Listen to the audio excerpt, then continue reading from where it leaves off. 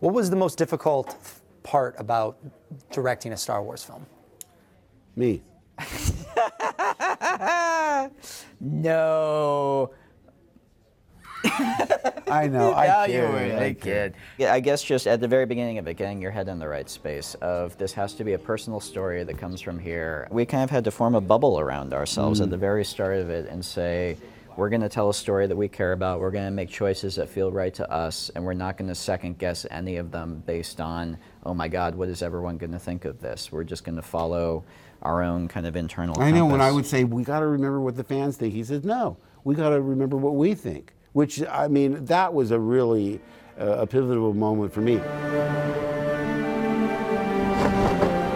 Was there ever a version of this story where you didn't kill Luke? I mean, it was something, it's not something where it was just like, this has to happen in this movie. It was something that got to organically. It was never like a mandate. So yeah, there was lots of stuff during it where and it was a big thing. It's not something I've ever wanted to do. It was not even something I decided and that was it. It was something all the way up until the end. And even through all our conversations, I was honest, because it'd be the easiest thing in the world. Just, you don't fade him out at the end. You just leave him on the island. That would have been simple.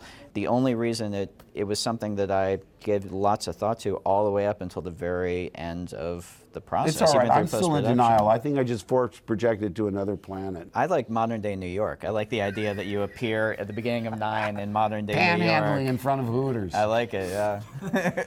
I'm going to make them sorry they ever came up with that idea. Are we going to see Luke ever again, maybe as a Force ghost or something like that? Who knows? I really don't know. It's totally up to JJ and Lucasfilm, but I feel content, you know, whether I'm not in it or I'm in it, I'm fine with 9, because I had a perfect entrance in 7, and Ryan gave me a perfect exit in 8. Thank you.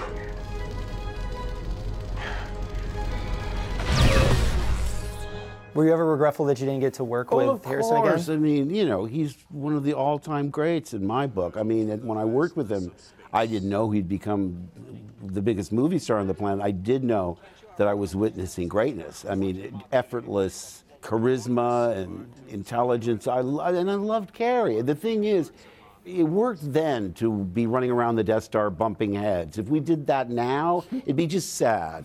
You know, it'd be like, you know, we'd escaped from the old folks' home and off our meds.